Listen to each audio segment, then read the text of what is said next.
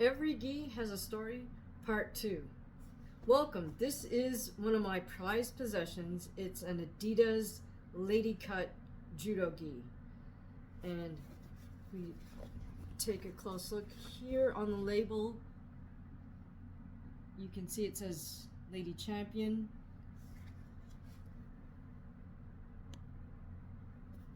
But the other way to tell that it's a woman's cut is that that's a little tough to see on this video because of the contrast, but there's actually darts here in the chest area, which means that the gi itself kind of tapers in a little bit from the bust to the waist. And for competitive judokas, the slimness of your gi really matters. So for women, the men's jacket wasn't that great because we have it a little bigger up here for the shoulders and everything, and then we have too much space through here, or vice versa. We have enough girth here, but then it's just too baggy with the overlap of the lapels. So Adidas in Europe, this is a totally separate company than the Adidas USA. That's one of the reasons I really wanted to get one of these gis, was I just could not get this in the United States. I had to actually go to the Adidas factory just outside of Paris in order to get this specific gi. Now, I didn't go to Paris just to get the gi. I was going there anyways for a training camp, and then as part of my trip, I planned to take a little trek out to the Adidas factory to pick this gi up in person. So it's a typical bleached white double weave with the Adidas patches on both shoulders and the patch at the bottom of the skirt. And then I'll show you the pants.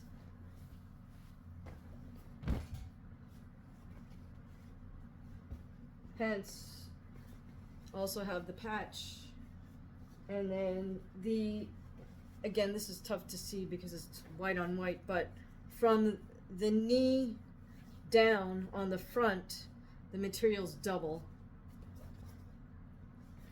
And of course, like all judo gis, not jujitsu gis, the crotch is gusseted, so there's more space there. And part of the reason I really wanted this gi was from doing so many training camps in Paris. All the women on the French judo team had the Adidas Ladies Cut gi, and I was like, wow, they look so good. It fits them so well. I really just wanted one for myself, and so I just at one point decided, hey, I'll save up the money. I'm sure this cost me over $100, maybe a little bit less than $200.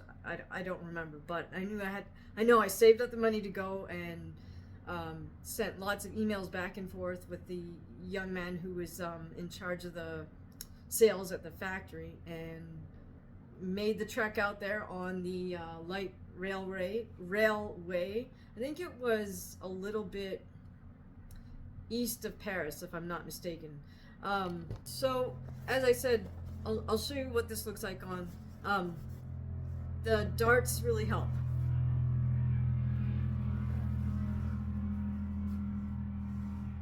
Now bear in mind the judogi rules at that time were a little bit different than they are now. But I got this post 80s ruling, which really changed. Now this is definitely a little bit too snug on me.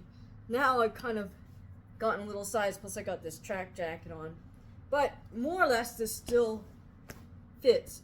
And as you can see, like I said, because of the darts here, it slims down in the waist. So we don't have that extra slack right here that happens a lot when women put on a man's jacket top. You get a little bit too much openness up here, which then of course makes it easier for your opponent to get the grip on your lapel. See, there's a huge advantage to being able to have this kind of trimmed up and then just no slack for your opponent to grab. Now, this gi is not going to pass or doesn't pass current judo gi rules just because the IJF continually changes the rules, which means every elite judoka gets to go out and buy 4 more gis, 2 white ones and 2 blue ones, right? Because you got to have a spare of each in case you get a spot of blood on your gi. You can't wear it anymore in that tournament situation. But more or less, this gi still met the regulations for the time I was competing because I could demonstrate. There's a little trick we do where we kind of pull our shoulders back and get the gi to touch our wrist. That used to be just the check, right? Hold your arms out like this. If the gi touches your wrist, you're good.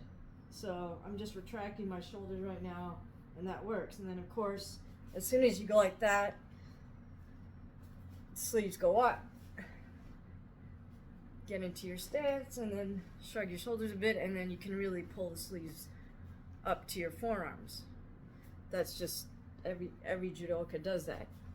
All right, but my point is, very high quality gi. As you can see, there's no wear and tear on this. The lapel's nice and thick. It's not gonna give you that burn on your neck from just constant pulling and drilling. You can see the sleeves have that banding on the inside, which also helps to prevent that sort of that brown, black, whatever gray stain you get on the inside of your gi sleeves. It's just overall a very nicely constructed uniform, and I still have it, and it's still just as good as it was pretty much when I got it.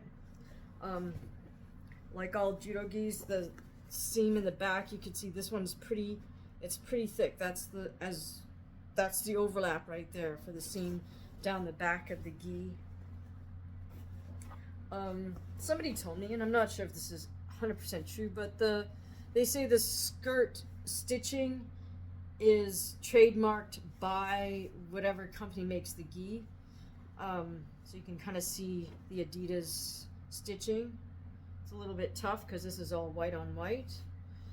And then again, another place where the gi tends to tear is right at the split on the jacket, and this is really well enforced here with a sewn sort of triangular area, and there's plenty of material. You can see it's doubled up at the actual jacket split at the edge here, so that won't tear either. You can also see on the stitching on the side here, up from the split, lots of reinforcement.